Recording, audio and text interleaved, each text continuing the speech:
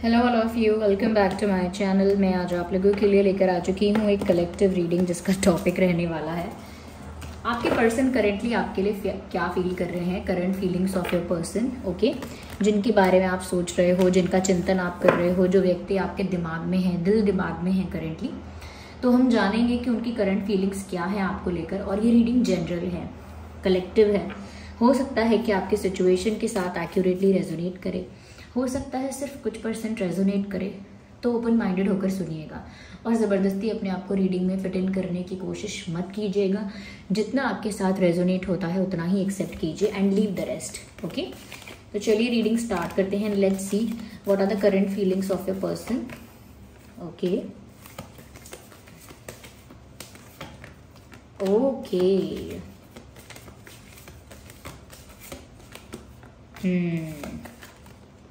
Well ऐसे नहीं, I need one card at one time. Okay, so the perfection, nice, interesting. Okay, सबसे पहले viewers यहाँ पर मैं ये बात कहूँगी कि आपके पर्सन करेंटली ऐसा कह सकते हैं पछतावे में है, डिसअपॉइंटमेंट में है। ऐसा लगता है कि क्योंकि मुझे एक और रीडिंग है, कैंडल वैक्स रीडिंग में भी शायद मुझे ऐसी ही एनर्जी चैनल हुई थी, जहां पर कोई कहीं ना कहीं परेशान है, पछता रहा है, या फिर मुझे किसी और रीडिंग में और लगातार कुछ रीडिंग्स में मुझे ऐसी ही एनर्जी बार बार मिलती है, जहां पर कोई रिग्रेट में है या कोई सेल्फ क्रिटिसिज्म कर रहा है, यानी अपने आप को ब्लेम कर रहा है, अपने आप को क्रिटिसाइज कर रहा है, अपनी गलती समझ रहा है, एक्सेप्ट कर रहा है, लेकिन अपने आप से at the same time disappointed भी है। This is the same situation. जिस पर्सन के लिए आप ये रीडिंग देख रहे हैं, ऐसा लगता है व्यूअर्स एक डिसअपॉइंटमेंट उन्हें फील हो रही है, किसी और की वजह से नहीं, अपनी ही वजह से, किसी और के एक्शंस की वजह से नहीं, उनके खुद के एक्शंस, डिसीजंस और जो उनका पैटर्न रहा है अब तक, जो उनका पैटर्न रहा है, वही चीजें उनको तकलीफ दे रही हैं, वही बातें उनको दुख दे रही हैं, और इसीलिए वो डिसअपॉइंटेड हैं और साथ ही साथ पछता रहे हैं। ओके, कुछ ऐसा गिल्ट है जो उनको चैन से जीने नहीं दे रहा है, कुछ ऐसा गिल्ट है जो उन्हें बार बार डरा रहा है, कुछ ऐसा गिल्ट है जिसकी वजह से जब भी वो डिसअपॉइंटमेंट से बाहर आने की कोशिश करते हैं, जब भी कहीं ना कहीं वो हैप्पी होने की, थोड़ा लाइट होने की कोशिश करते हैं, तब वो रिग्रेट, वो गिल्ट उनको वापस घेर लेता है। यानी कि no matter how much they try, no matter how hard they try, लेकिन फिर भी वो वापस उसी पछतावे में, उसी ग्लानि की भाव में आ जाते हैं। यानी वो गिल्ट और वो रिग्रेट वापस आ जाता है और खुद को लेकर जो निराशा है वो भी लौट आती है। तो कहीं ना कहीं करेंटली ऐसा चल रहा है, खुद को लेकर एक निराशा है, खुद के एक्शंस और पैटर्न्स को लेकर, अपनी एक्शंस और मिस्टेक्स की वजह से गिल्ट भी है, और जो उन्होंने खो दिया है उसका बहुत पछतावा है। और ये सब चीजें कंपेंसेट नहीं हो सकती, ये सब चीजें पलक झपकते ही फिक्स नहीं हो सकती। They know that. वो कब से चाहते हैं कि ये जो उनको पेन तो नहीं कह सकते, लेकिन ये जो गिल्ट है, ये रिग्रेट है, ये फीलिंग इनके अंदर से हट जाए, ये रिलीज हो जाए, ये रिमूव हो जाए, रिलीज हो जाए इनके दिल दिमाग से, ये गिल्ट और रिग्रेट। लेकिन नहीं होता वो रिलीज, वो डिसअपॉइंटमेंट जाता ही नहीं है। क्यों? क्योंकि उनको कोई माफी नहीं मिली है, या कोई फॉरगिवनेस उन्हें नहीं मिली है, ना ही चीजें सॉर्ट आउट हुई हैं, ना ही सब कुछ फिक्स हुआ है, ना ही कोई अपॉलॉजी मांगी गई है, ना इन्होंने कोई माफी मांगी है, ना कुछ किया है अभी तक। तो वो गिल्ट कम कैसे होगा? वो नहीं होगा कम। तो कहीं ना कहीं वो बस सोच रहे हैं कि ये दर्द, ये तकलीफ, ये गिल्ट, ये रिग्रेट जल्दी चला जाए, और करेंटली डिसअपॉइंटेड है। यहाँ पर ऐसा भी लग रहा है व्यूअर्स, बहुत ज्यादा पास्ट में जो कुछ हो चुका है वो इनको बहुत हॉन्ट करता है, बहुत डराता है। Something has happened in the past. कुछ डेफिनेटली आप दोनों के बीच ऐसा हुआ है, कोई कॉन्फ्लिक्ट हुआ है, कोई बिट्रेयल हुआ है, कोई चीटिंग हुई है, कुछ तो फाइट हुई है, कुछ तो मिसअंडरस्टैंडिंग हुई है, बट समथिंग हैज हैपेंड। कुछ तो हुआ है जिसकी वजह से इस इंसान को पास्ट की बातें बार बार याद आती हैं, और करेंटली भी निराशा में है, रिग्रेट में है, गिल्ट में है, लेकिन पास्ट भी इनको पीछा नहीं छोड़ रहा है इनका। ओके, जो पास्ट की बैड मेमोरीज हैं, जो पास्ट की कह सकते हैं सैड मेमोरीज हैं, वो उनको बार बार याद आती हैं। और साथ ही साथ पास्ट की बातें याद आना, फिर पास्ट के मिस्टेक्स याद आना, गिल्टी फील करना, ये सब कुछ उनके लिए इतना हैवी हो जाता है कि वो सच में ट्रॉमेटाइज्ड या बहुत ज़्यादा स्टक फील करते हैं, जैसे वो एक उनके लिए ट्रॉमा हो गया है। वो रिग्रेट, वो गिल्ट, वो पास्ट के इंसिडेंट्स को बार बार याद करना या वो पास्ट मेमोरीज का बार बार लौट आना, बैड मेमोरीज का, उनको ट्रॉमा देता है और इसीलिए वो उससे बचना चाहते हैं, इस ट्रॉमा से, इस डिफिकल्टी से बचना चाहते हैं। करेंटली ऐसा ही फील कर रहे हैं। Look at the picture here. ये पिक्चर आपको सब कुछ बता देगी अपने आप। मैसेज है रिलीज का।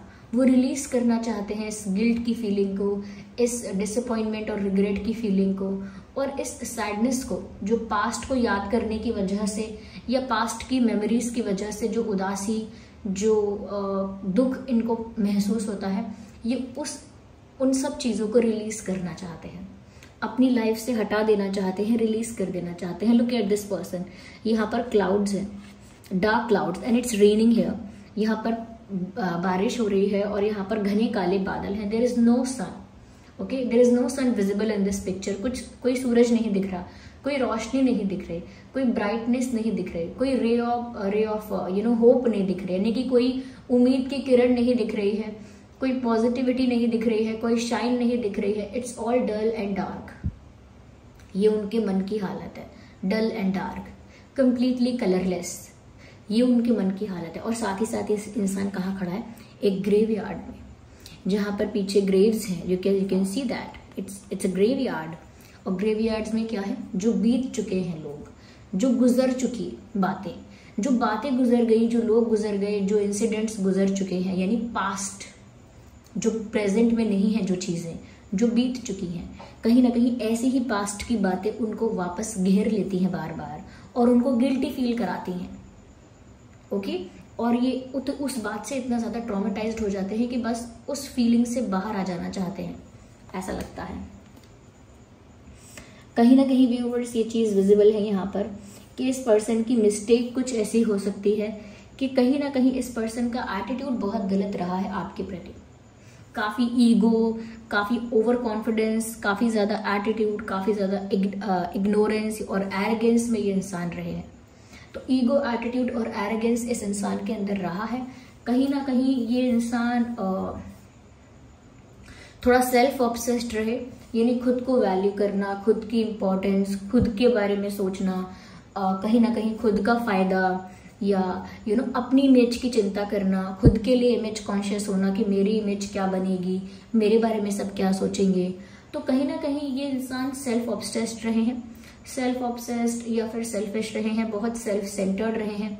सेल्फिश नहीं भी कहेंगे तो सेल्फ सेंटर्ड कह सकते हैं कि सिर्फ अपने बारे में सोच रहे हैं, अपना फायदा, अपना हित देख रहे थे। बाकी एटीट्यूड बहुत था, कहीं ना कहीं एक ओवर कॉन्फिडेंस भी था। तो वो सब अब इस इंसान का टूट चुका है। वो ईगो, वो घमंड टूट चुका है, वो अहम, वो घमंड टूट चुका है। कहीं ना कहीं वो एक सेल्फिशनेस और वो सेल्फ सेंटर्डनेस जो है वो भी अब कम हो गई है। और इनका जो घमंड टूटा है उसकी वजह से अब थोड़ा ये इनके पैर जमीन पर आए हैं। इनका ओवर कॉन्फिडेंस जो था अब वो कम हुआ है। कहीं ना कहीं इनका जो ईगो और एटीट्यूड था वो भी अब रिड्यूस हुआ है, कम हुआ है या टूट गया है पूरी तरह से। ओके, कहीं ना कहीं व्यूअर्स ऐसा लगता है कि ये इंसान अब एक्सपेक्ट करते हैं चीज़ें ठीक हो। It is all expectation, they have no plan. Expectation ही है करेंटली कि ये सब ठीक हो जाए। उन्हें नहीं पता कैसे ठीक होगा, they are just wishing for that. वो बस इसके लिए प्रे कर रहे हैं कि समहाउ ये सब चीज़ें ठीक हो जाए, and they don't even know how it will happen. Okay,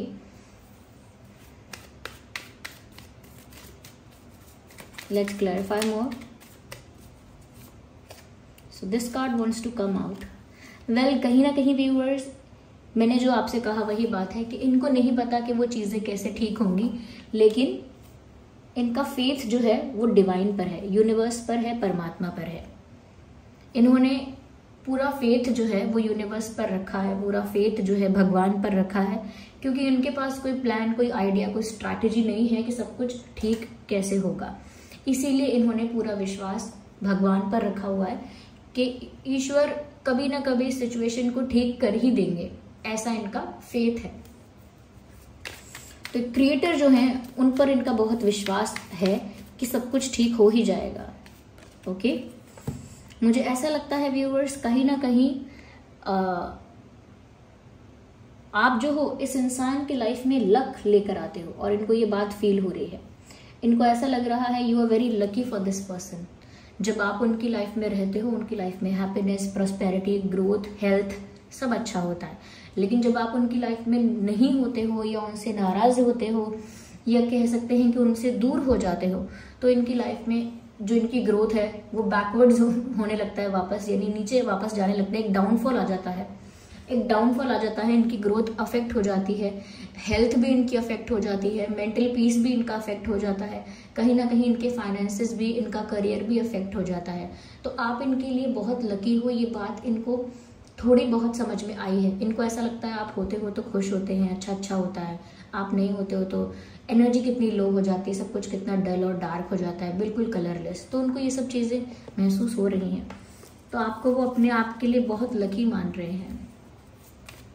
Yes, they think that you are very lucky for this person.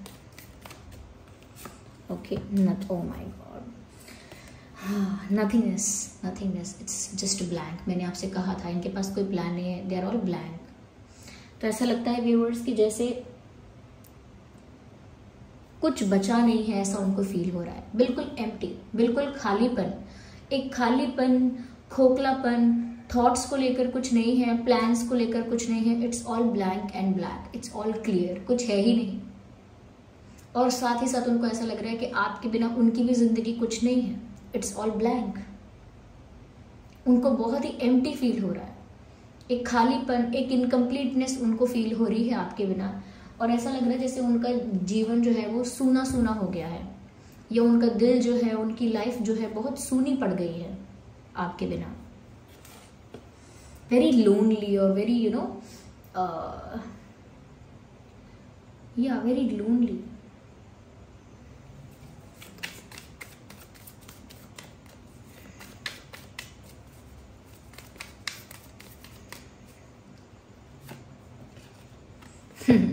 But things will change definitely.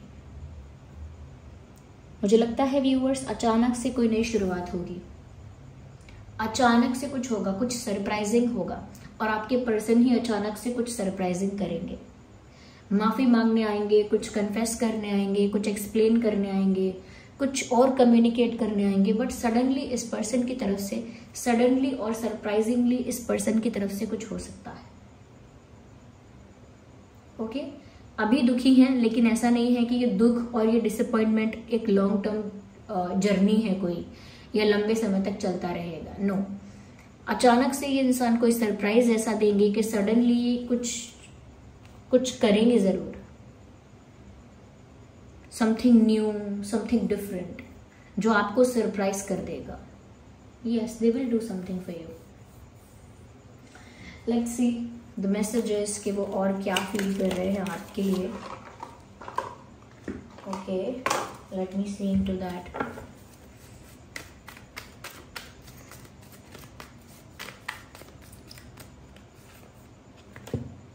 I feel you don't need me anymore.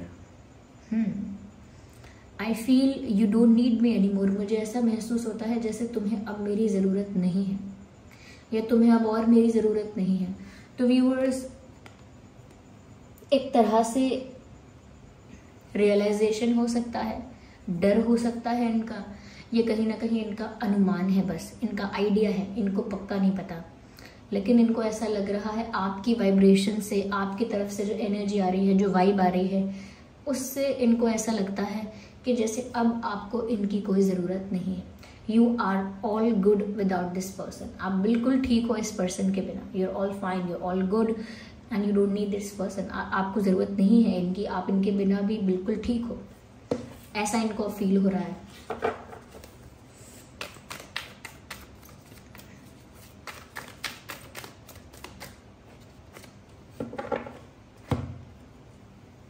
You are the most precious gift of God for me. मैंने पहले ही आपसे कहा कि इनको ऐसा लगता है कि जैसे आप इनके लिए बहुत लकी हो, और वही बात यहाँ पर ये फील कर रहे हैं, क्योंकि भगवान ने एक गिफ्ट की तरह आपको इनकी लाइफ में भेजा है, और आप इनकी लाइफ में जब से आए हो, इनकी लाइफ में ग्रोथ, हैप्पीनेस, प्रोस्पेरिटी, हेल्थ सब अच्छा रहा है।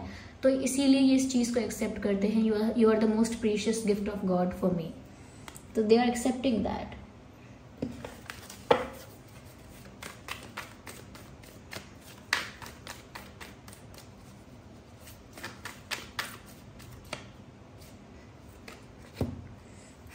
Again thank you for being a part of my life. Thank you कि आप इनकी ज़िंदगी का एक महत्वपूर्ण हिस्सा बने, आप इनकी ज़िंदगी का पार्ट बने। उसके लिए ये आपको थैंक यू करना चाहते हैं। एक ग्रैटिट्यूड की फीलिंग है यहाँ पे। Yes, they are very thankful. वो इस बात को लेकर काफ़ी ज़्यादा व्यूअर्स लकी फील करते हैं कि आप उनकी लाइफ का हिस्सा बने और आपने इन्हें अपना माना, इन्हें अपना बनाया। कहीं ना कहीं आप इनकी लाइफ में जुड़कर इनकी लाइफ में खुशियाँ ऐड ऑन की। ये सब चीज़ें कहीं ना कहीं इनके लिए वो थैंक्स करते हैं।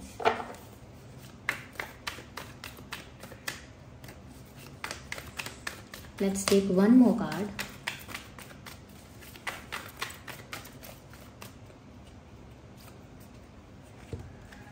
Let's work on our dreams together. चलो हमारे सपनों पर दोनों मिलकर काम करते हैं, दोनों मिलकर इसको हेल्प करते हैं या इस पर फोकस करते हैं।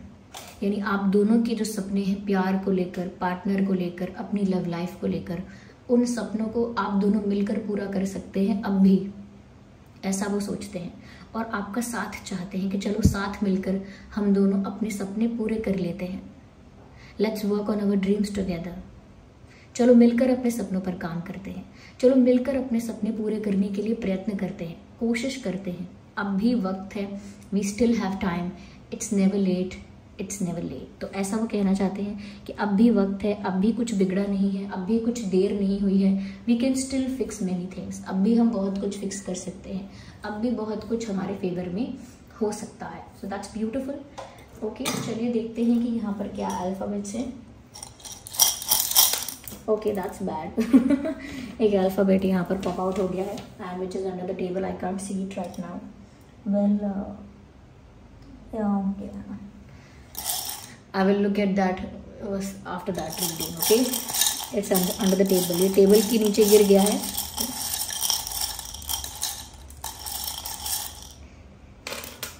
Okay, so we have M for monkey, S, H, R, D, K, G. Okay, so GKDRHSM ये कुछ अल्फ़ाबेट्स हैं जो आपके या उनके नाम में हो सकते हैं। आई होप ये रीडिंग आपके लिए हेल्पफुल और रिलेटेबल रही है। अगर इस रीडिंग ने थोड़ा भी हेल्प किया है, गाइड किया है, वीडियो को लाइक करें, कमेंट करें, शेयर करें, सब्सक्राइब करें और चलिए मिलते हैं अगली रीडिंग में। तब तक के लिए bye bye family, take care.